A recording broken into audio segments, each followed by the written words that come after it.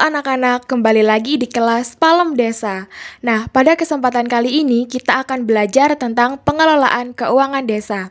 Nah, dalam rangka mewujudkan pengelolaan keuangan desa yang transparan, akuntabel, dan partisipatif, perlu diketahui tahapan pengelolaan keuangan desa, yaitu tahapan perencanaan, pelaksanaan, penatausahaan, dan juga pelaporan. Kita akan mengupas lebih lanjut dari masing-masing tahapan tersebut. Yang pertama yaitu perencanaan. Atas perintah Kepala Desa, Sekretaris Desa mengkoordinasikan penyusunan APB Desa. Kemudian Sekretaris Desa menyampaikan rancangan peraturan desa mengenai APB Desa atau Perdes APB Des kepada Kepala Desa.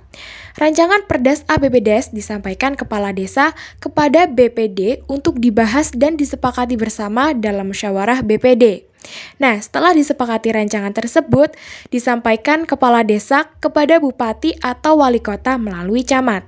Nah, setelah melakukan evaluasi, Kepala Desa menetapkan Perdes APB Des dan diberitahukan kepada Bupati atau Wali Kota.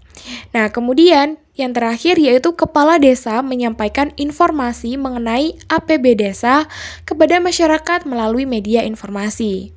Nah, tahapan yang kedua yaitu tahapan pelaksanaan. Tahapan pelaksanaan berupa aktivitas pengadaan barang atau jasa di desa, baik melalui swakelola atau melalui penyedia barang atau jasa. Kemudian tahap yang ketiga yaitu penatausahaan. Penatausahaan dilakukan oleh Kaur Keuangan atau Kepala Urusan Keuangan berupa aktivitas pencatatan penerimaan maupun pengeluaran dalam buku kas yang ditutup pada setiap akhir bulan. Nah, untuk tahapan yang terakhir yaitu tahapan pelaporan dan pertanggungjawaban. Kepala Desa menyusun laporan pertanggungjawaban dan melaporkan kepada Bupati atau Wali Kota melalui camat. Kemudian, Kepala Desa menginformasikan APB Desa kepada masyarakat melalui media informasi. Setelah kita mengetahui tahapan pengelolaan keuangan desa, selanjutnya kita akan mengupas lebih dalam mengenai penatausahaan keuangan desa. Jadi, apa itu penatausahaan keuangan desa? Penatausahaan pengelolaan keuangan desa merupakan aktivitas setiap penerimaan dan pengeluaran dalam 1 tahun anggaran yang dilakukan oleh bendahara desa. Pencatatan dilakukan di dalam buku kas umum yang berfungsi untuk mencatat semua transaksi baik penerimaan maupun pengeluaran yang berkaitan dengan kas. Penatausahaan meliputi setiap aktivitas menerima, menyimpan, menyetorkan atau membayar, menatausahakan, dan mempertanggungjawabkan penerimaan pendapatan desa dan pengeluaran dalam rangka pelaksanaan APB Desa. Lalu, hal-hal apa yang berkaitan dengan penatausahaan? Hal-hal yang berkaitan dengan penatausahaan, yang pertama, Kaur Keuangan sebagai pelaksana fungsi kebendaharaan wajib melakukan penatausahaan terhadap seluruh penerimaan maupun pengeluaran.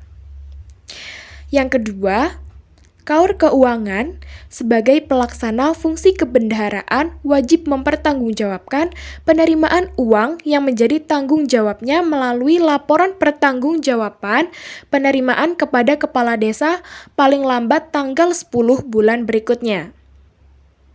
Yang ketiga, Kaur atau Kasih Pelaksana Kegiatan Anggaran bertanggung jawab terhadap tindakan pengeluaran yang menyebabkan atas beban anggaran belanja kegiatan dengan mempergunakan buku pembantu kas kegiatan sebagai pertanggungjawaban pelaksanaan kegiatan dan anggaran desa.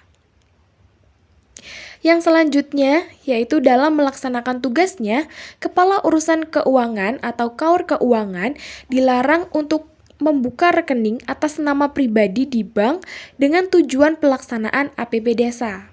Kemudian yang kedua yaitu menyimpan cek atau surat berharga kecuali telah diatur dalam peraturan perundang-undangan.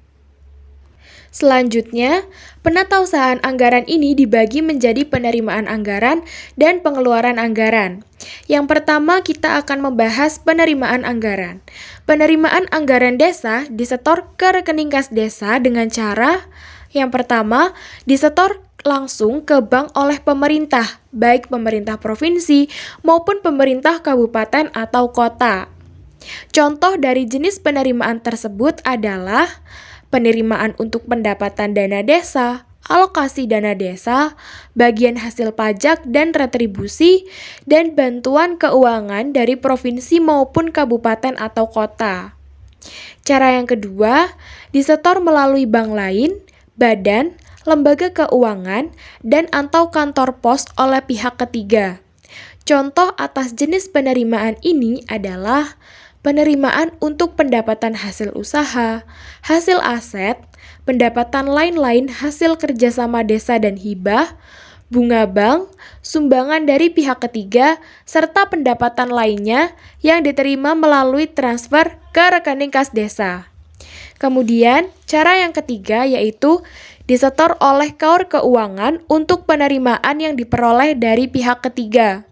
Contoh dari jenis penerimaan ini adalah penerimaan untuk pendapatan kerjasama desa dan hibah, bunga bank, sumbangan dari pihak ketiga, serta pendapatan lainnya yang diterima secara tunai oleh KAUR keuangan.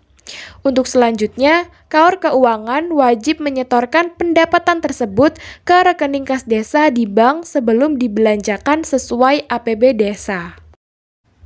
Yang selanjutnya yaitu pengeluaran anggaran desa.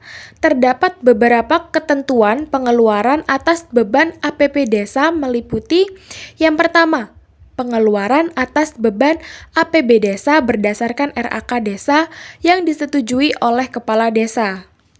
Beberapa kegiatan atau belanja maupun pengeluaran rutin, misalnya belanja penghasilan tetap kepala desa dan perangkat desa, kemudian tunjangan kepala desa dan perangkat desa, serta BPD dapat segera dilaksanakan oleh KAUR keuangan kepada penerima berdasarkan SPP yang diajukan KAUR yang memiliki tugas dan fungsi terkait.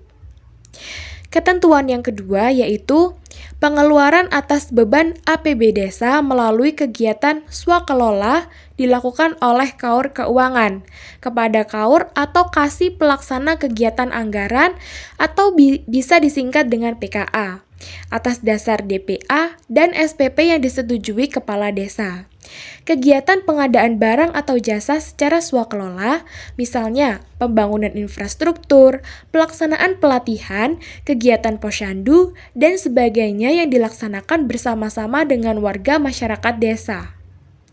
Ketentuan yang ketiga yaitu pengeluaran atas beban APB desa melalui kegiatan yang dilakukan oleh penyedia barang atau jasa dilakukan oleh KAUR keuangan langsung kepada barang atau jasa atas dasar DPA dan SPP yang diajukan oleh KAUR atau kasih PKA.